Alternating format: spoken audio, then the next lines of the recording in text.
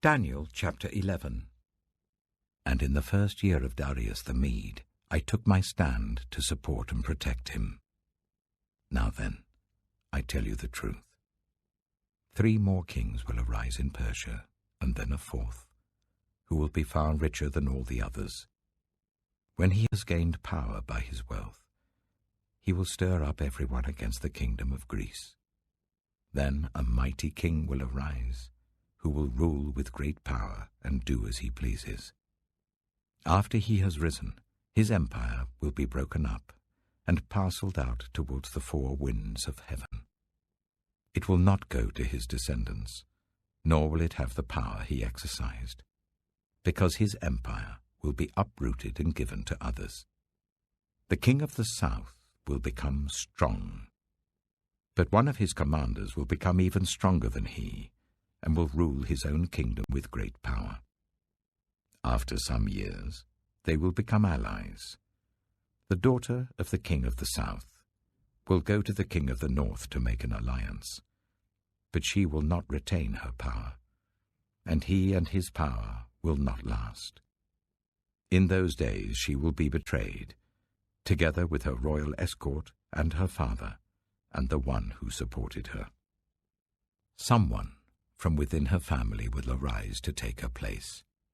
He will attack the forces of the king of the north and enter his fortress.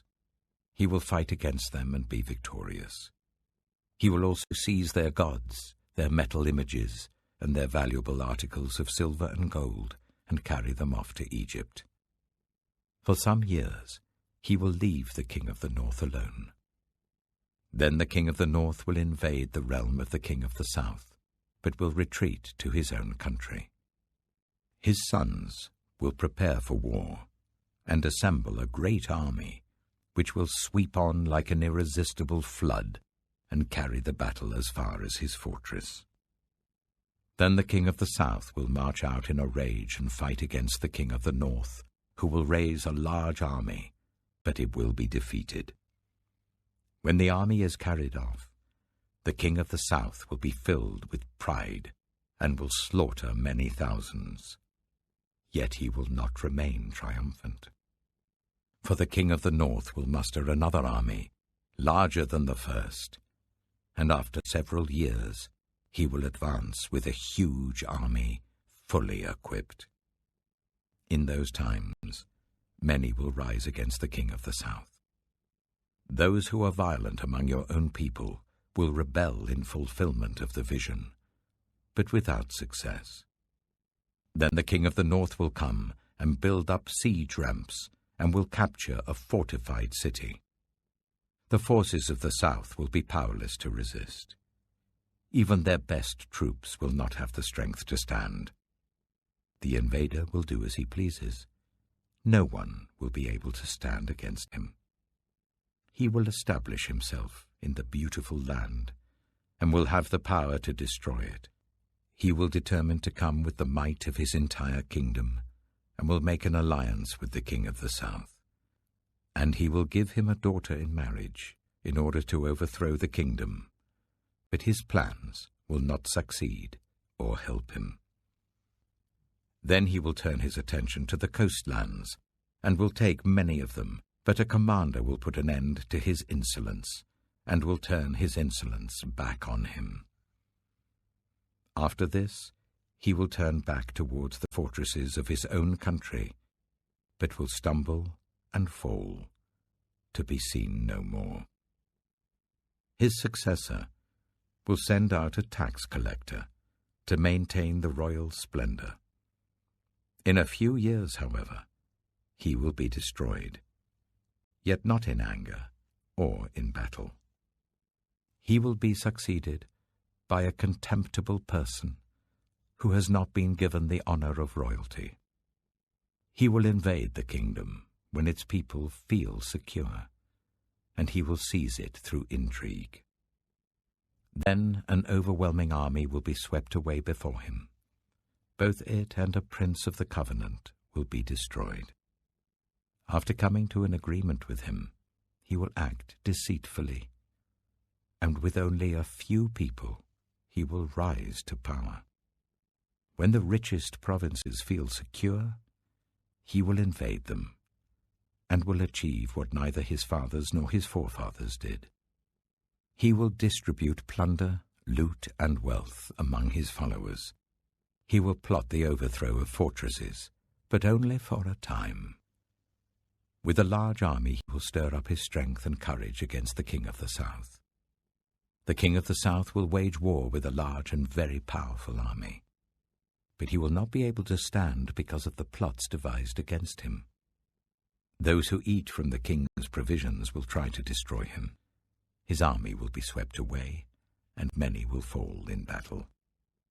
The two kings, with their hearts bent on evil, will sit at the same table and lie to each other, but to no avail, because an end will still come at the appointed time. The king of the north will return to his own country with great wealth, but his heart will be set against the Holy Covenant. He will take action against it, and then return to his own country. At the appointed time, he will invade the south again, but this time the outcome will be different from what it was before. Ships of the western coastlands will oppose him, and he will lose heart. Then he will turn back and vent his fury against the Holy Covenant.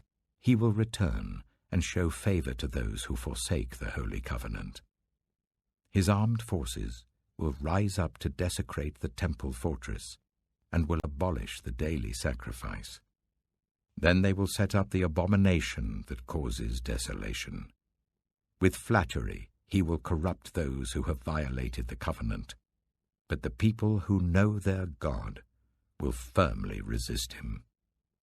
Those who are wise will instruct many, though for a time they will fall by the sword, or be burned or captured or plundered. When they fall, they will receive a little help, and many who are not sincere will join them. Some of the wise will stumble, so that they may be refined, purified, and made spotless until the time of the end, for it will still come at the appointed time. The king will do as he pleases. He will exalt and magnify himself above every god, and will say unheard of things against the God of gods. He will be successful until the time of wrath is completed, for what has been determined must take place.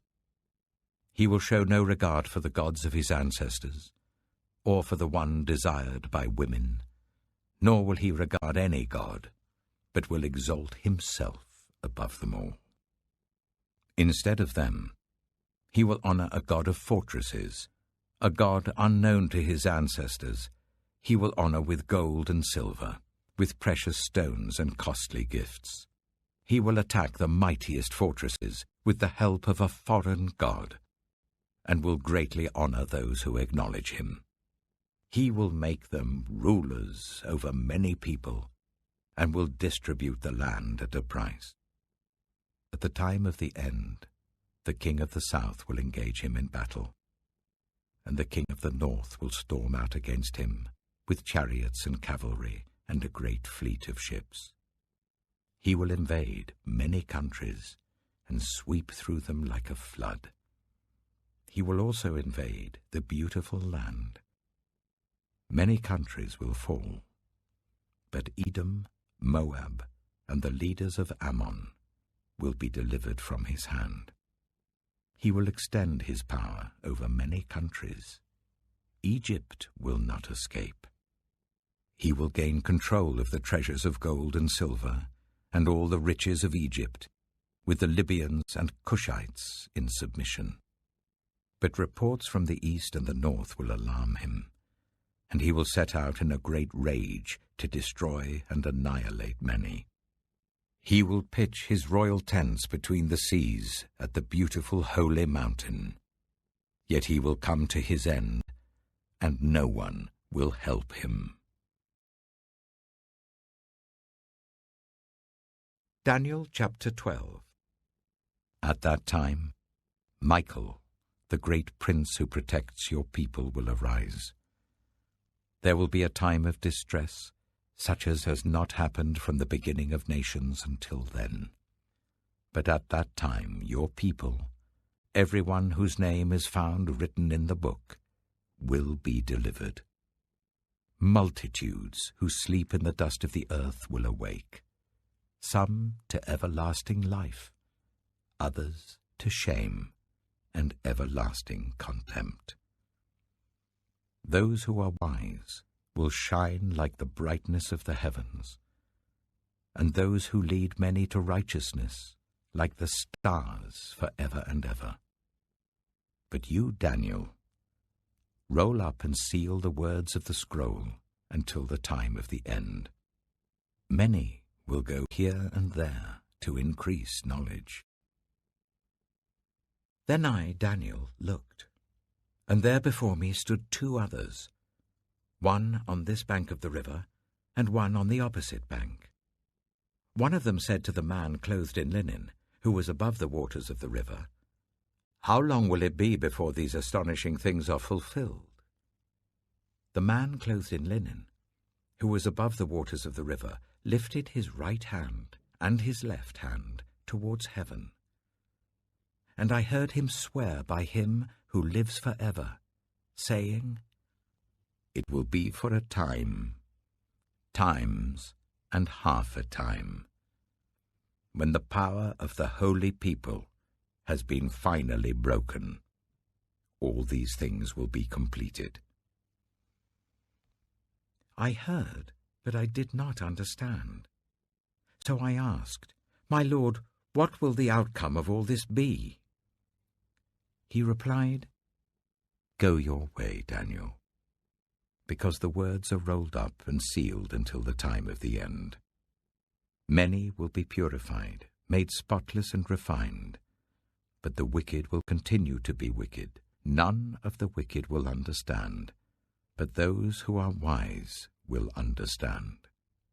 From the time that the daily sacrifice is abolished, and the abomination that causes desolation is set up, there will be 1,290 days.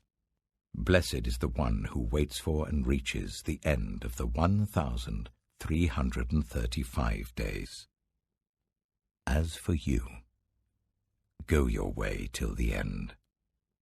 You will rest, and then at the end of the days you will rise to receive your allotted inheritance."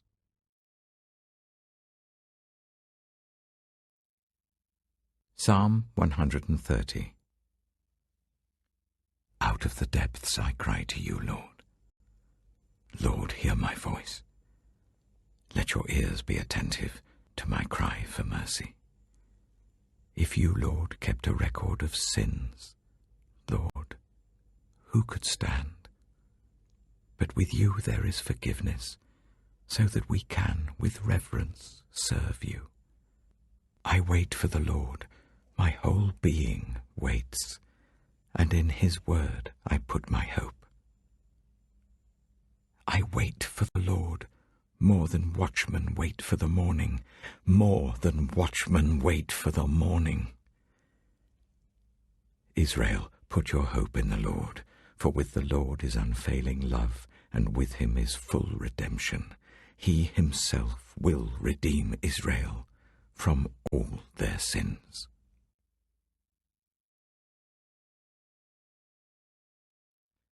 Proverbs chapter 17.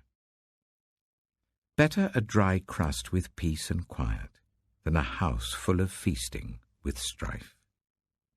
A prudent servant will rule over a disgraceful son, and will share the inheritance as one of the family. The crucible for silver and the furnace for gold, but the Lord tests the heart. A wicked person listens to deceitful lips. A liar pays attention to a destructive tongue. Whoever mocks the poor shows contempt for their Maker. Whoever gloats over disaster will not go unpunished. Children's children are a crown to the aged, and parents are the pride of their children.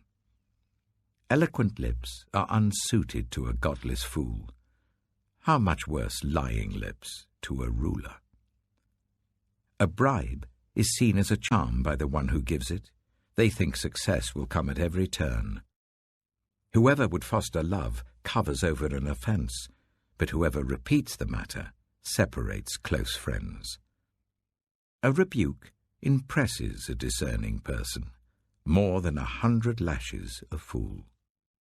Evildoers foster rebellion against God. The messenger of death will be sent against them. Better to meet a bear robbed of her cubs than a fool bent on folly.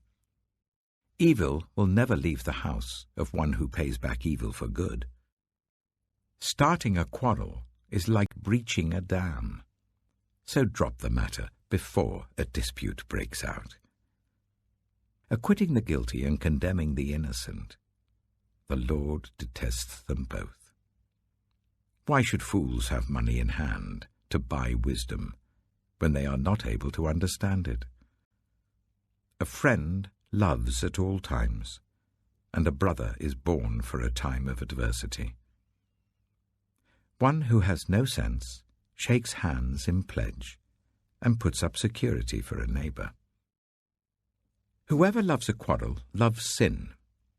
Whoever builds a high gate invites destruction. One whose heart is corrupt does not prosper. One whose tongue is perverse falls into trouble. To have a fool for a child brings grief. There is no joy for the parent of a godless fool. A cheerful heart is good medicine, but a crushed spirit dries up the bones. The wicked accept bribes in secret to pervert the course of justice. A discerning person keeps wisdom in view, but a fool's eyes wander to the ends of the earth.